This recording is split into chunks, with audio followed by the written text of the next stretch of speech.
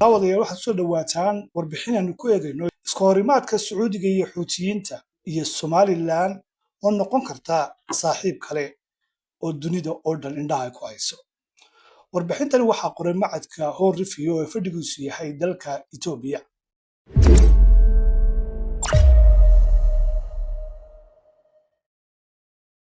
waxaana warbixintaasi lagu bilaabay heshiiska aan rasmiga ahayn ee dejinta xiisadda ee tan iyo sanadkii 2022 xiriirka u dhexeeya Sacuudiga iyo Xuutiyiinta ayaa si rasmi ah u burburay kadib isweydaarsiyo military oo toos ah oo dhex maray boqortooyada Sacuudiga iyo dhaqdhaqaaqa Xuutiyiinta ee Yemen. Arrintani waxa ay soo aftirtay xabad joojintii 4 sano jirtay iyadoo dhalisay kororka ugu weynaa ee colaad tan iyo xilligii ugu adkaa ee dagaalka dalka Yemen. horumarkani ma aha oo kaliya dib u soo laba kaclayn ku timid dagaalka sokeeye ee Yemen, balse wuxuu noqday isku horimaadyo toos ah oo ka dhex jira tartanka awoodda ee u dhexeeya Iiraan iyo Sacuudiga. Isku horimaadkani wuxuu leeyahay saameyn degdeg ah oo ku wajahan Badda Cas, si gaar ah Geeska Afrika. Xiisadda hadda jirta waxa ay ka dhalatay tallaabo ay qaaday dowladda Yemen ee ay Sacuudigu taageerto, iyadoo si muuqata ama si dadban u haysatay taageerada Sacuudiga. weerarka cirka ee lagu qaaday dhabaha diyaaradaha ee garoonka caalamiga ah ee Sanca ayaa ujeedadiisu ay ahayd in laga hor istaago diyaarad ay leedahay shirkadda Iiraaniyaanka ee Mahin Air, taasi oo sidee wafdi sare oo Xuutiyiin ah oo ka soo laabanayay aaska hogaamiyihii sare Iiraan Cali al-Khumeini. Wasiirka difaaca ee Yemen, Tahir al-Aqli, ayaa hore u sheegay in dowladda Yemen ay joojin doonto diyaarad kasta oo cadow ah oo ku xadgudubta hawadeeda, taas oo muujisay in dowladda Yemen iyo Sacuudiga ayna aqbali doonin taageerada joogtada ah ee Iiraan ay hawada ugu gudbiso Xuutiyiinta ku sugan magaalada Sanca. Tallaabadani waxay ahayd fariin cad oo muujinaysa in Sacuudiga iyo xulafadiisu ayna mar dambe u dulqaadan doonin xorriyadda howlgal ee Iiraan ku leedahay hawada dalkaasi Yemen. Jawaabta Xuutiyiintu waxay ahayd mid la filayay oo degdeg u dhacday. Afhayeenka ciidamada Xuutiyiinta Yahya Saraax ayaa si rasmi ah ugu dhawaaqay in uu dhammaaday wejigii dejinta xiisadda, isagoona ku hanjabay argoosi ka dhan ah waxa uu ku tilmaamay cadowga dambiilaha ah ee Sacuudiga. Inkasta oo diyaaraddii Iiraan loo weeciyey garoonka Xudayda, haddana burburkii loo geystay dhabaha diyaaradaha ee Sanca waxa uu sababay jawaab military. saacado gudahood, Xuutiyiintu waxay gantaalada balaastikada ah iyo diyaaradaha aan duuliyaha lahayn ee droniska ku weerareen garoonka caalamiga ah ee Abha ee koonfur galbeed ee dalka Sacuudiga. Difaacyada cirka ee Sacuudiga ayaa qabtay inta badan weeraradaasi, mana jirin wax dhimasho ama dhaawac ah oo la soo sheegay. Si kastaba ha ahaatee, weerarkani wuxuu calaamad u yahay isbeddel weyn, maadaama uu yahay weerarkii ugu horreeyay ee Xuutiyiintu sheegtaan inay ku qaadeen dhulka Sacuudiga tan iyo markii uu dhaqan galay heshiiskii aan rasmiga ahayn ee dejinta colaadda. Taasi waxa ay muujinaysaa in dagaalku uu ka gudbay heerkii dagaalka wakiileedka ama proxy warka, una gudbay isweydaarsi toos ah oo xuduudaha ka gudba.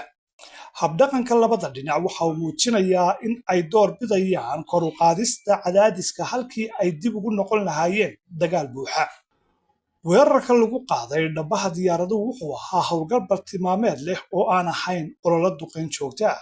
Sidoo kale, jawaabta Xuutiyiintu wax khasaare ah ma dhalin, waxaana loo soo bandhigay inay ahayd jawaab u dhiganta weerarkii lagu qaaday. Isbahaysiga uu Sacuudigu hogaamiyo ayaan isla markiiba bilaabin weeraro cusub, taas oo muujinaysa in labada dhinac ay isku dayayaan in ay muujiyaan awoodda iyagoo ka taxadaraya kharashka ka dhalan kara khalad kasta oo xisaabeed. Inkasta oo Xuutiyiintu ay ku dhawaaqeen in marxaladdii dejinta colaadda ay dhammaatay, haddana ma ayna beegsan kaabayaasha shidaalka ee Sacuudiga ama maraakiibta ganacsiga ee Badda Cas, taasi oo muujinaysa heer xakamayn ah iyaga laftigooda. Dhaqdhaqaaqa Xuutiyiintu wuxuu wajahaa cadaadis dhaqaale iyo mid military oo xooggan, waxaana sii adkeeyey magacaabista Maraykanka ee urur argagixiso iyo cunaqabatayntii lagu soo rogay. Si kastaba ha ahaatee, Xuutiyiintu waxa ay muujiyeen awood ay ku horumarinayaan wax soo saarka gudaha ee gantaalada iyo diyaaradaha aan duuliyaha lahayn, iyagoo sidoo kalena adeegsanaya qaybo ay Iiraan siisay.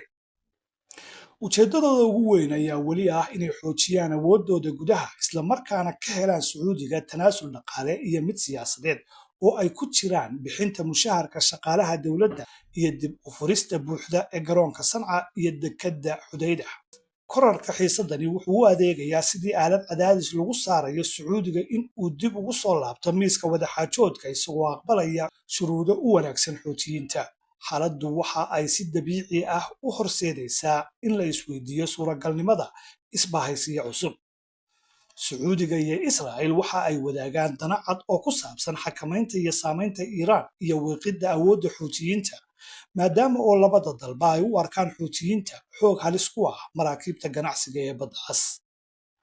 Inkasta oo aanu weli jirin xidhiidh diblomaasiyadeed oo rasmi ah oo u dhexeeya Sacuudiga iyo Israa'iil, haddana sanado badan ayaa la isla dhex marayay warar sheegaya iskaashi sirdoon iyo xidhiidh qarsoodi ah oo ku saabsan Iiraan iyo kooxaha ay taageerto. Su'aashu waxa ay tahay haddii xiisadan cusub ay dardar gelin karto iskaashigaasi si uu u noqdo mid abaabulan oo rasmi ah. Inkastoo arrintaasi ay weli fog tahay, haddana lama odhan karo waa wax aan suuragal ahayn, ayaa lagu yidhi warbixintani ay diyaarisay Horn Review. Warbixintu waxa kaloo ay xustay in olole wax ku ool ah oo lagu wiiqayo Xuutiyiinta uu u baahan yahay dadaal joogto ah oo nidaamsan oo ay ku jirto taageero laga helo garabka koonfureed ee gobolka. Halkaas ayay juquraafi ahaan Geeska Afrika si toos ah ugu xidhmaysaa dagaalka Yemen. Sacuudigu, sida uu qoraagu sheegay, wuxuu isku arkaa xaalad cusub marka laga hadlayo Somaliland. Aqoonsiga Israa'iil ee Somaliland, sida ay warbixintu sheegtay, ma ahayn tallaabo astaan uun ah, balse wuxuu ujeeddadiisu ahayd in Israa'iil ay hesho saldhig ay kaga dhowrsato dhaqdhaqaaqeeda badda cas, isla markaana haddii loo baahdo uga hawlgasho Xuutiyiinta oo weeraro ku qaaday maraakiib la xidhiidha Israa'iil iyo gudaha Israa'iil laftigeeda. Marka la eego dhinaca amniga qaranka iyo istiraatiijiyadda militari, qoraagu waxa uu ku doodayaa in Sacuudiga laga yaabo in uu ugu baahi badan yahay xidhiidhka iskaashi oo uu la yeesho Somaliland marka loo eego sii wadista siyaasaddiisa hadda ee ku wajahan dowladda Soomaaliya ee Muqdisho. Haddaba awoodda lagu wada shaqayn karo ama laga hawlgali karo Somaliland oo ku taalla marin muhiim u ah oo u dhow Bab el-Mandeb waxa ay siin lahayd Sacuudiga mid qoto dheer oo istiraatiiji ah haddii iska horimaadka Xuutiyiintu uu sii daba dheeraado. Si kastaba ha ahaatee, warbixintu waxa ay xustay in xisaabaha siyaasadeed ee jira ay weli ka culus yihiin qiimaynta amni. Sacuudigu wuxuu la safan yahay dowladda Soomaaliya si uu u ilaaliyo isku duubnida Carabta, isla markaana uu uga hortago saamaynta sii kordhaysa ee quwadaha dibadda ee gobolka. Taageeradan waxa ay ka muuqataa heshiisyada difaaca, taageerada dhaqaale iyo mowqifka cad ee Sacuudigu uu ku taageerayo wuxuu ugu yeedhay midnimada dhuleed ee Soomaaliya marka laga hadlayo khilaafka ka dhexeeya Somaliland. In Sacuudigu uu ka tanaasulo mowqifkan ama uu yareeyo cadaadiska uu saarayo Somaliland waxay noqon lahayd tanaasul siyaasadeed oo dhaawici kara xidhiidhka uu la leeyahay Jaamacadda Carabta, isla markaana si dadban u sharciyeyn kara joogitaanka Israa'iil ee badda cas. Sidaa daraaddeed, heshiiska guud ee Carabta iyo rabitaanka waxay ugu yeedheen in aan la sii kala qaybin gobolka ayaa ku qasbaya Sacuudiga inuu sii wado taageerada Soomaaliya. Hase yeeshee, warbixintu waxay aaminsan tahay in xiisadda Yemen ay noqon karto sabab dib loogu qiimeeyo siyaasaddaasi. Haddii weerarada isdhaafsiga ahi gaadhaan heer Sacuudigu u arko inuu u baahan yahay habab kale oo uu ku sugo garabkiisa koonfureed isla markaana uga hortago Xuutiyiinta, waxaa suurtagal noqon karta in uu beddelo qaabka uu u dhaqmi jiray. Waxaa markaasi dhici karta, sida warbixintu ay tilmaamayso, in Sacuudigu si degan dib ugu bilaabo xidhiidh diblomaasiyadeed oo Somaliland ah ama uu aqbalo howlgallada Israa'iil ka fulisay Somaliland, inkastoo ay weli jiraan caqabada siyaasadeed. Hogaamiyaha Xuutiyiinta Cabdimaalik al-Xuuti ayaa hore u sheegay in joogitaan kasta oo Israa'iil ku yeelato Somaliland uu noqon doono bartilmaameed militari oo sharci ah. Hadalkaasi, sida ay warbixinta Horn Review ay qabto, wuxuu muujinayaa sida dagaalka Yemen iyo juqraafiyadda Geeska Afrika ay iskugu xidhan yihiin. Somaliland, sida ay warbixintu sheegtay ama ay kusoo gabagabaysay, waxay haysataa fursad ay uga faa'iidaysan karto muhiimadda juqraafiyadeed iyadoo si xeeladaysan u adeegsanaysa goobta ay ku taalla, isla markaana dheelitiraysa danaha Sacuudiga, Israa'iil iyo quwadaha kale ee gobolka. Somaliland waxay weli waxay heli kartaa fursado cusub oo dhinaca aqoonsiga caalamiga ah iyo iskaashiga amniga ah iyadoon loo eegin jihada uu mustaqbalka u socdo dagaalka Sacuudiga iyo Xuutiyiinta. Gabagabadii warbixintu waxa ay xusteen weerarka lagu qaaday garoonka Sanca iyo jawaabta Xuutiyiintu ay yihiin meel halis ah oo amniga gobolka u horseedi karta marxalad cusub. khataraha weeraro isdaba joog ah ayaa weli sarreeya waxaana suuragal ah in bartilmaameedyada mustaqbalka ay noqdaan garoomo diyaaradeed, marinada maraakiibta ee badda cas iyo deegaanada xuduudda la ah Sacuudiga.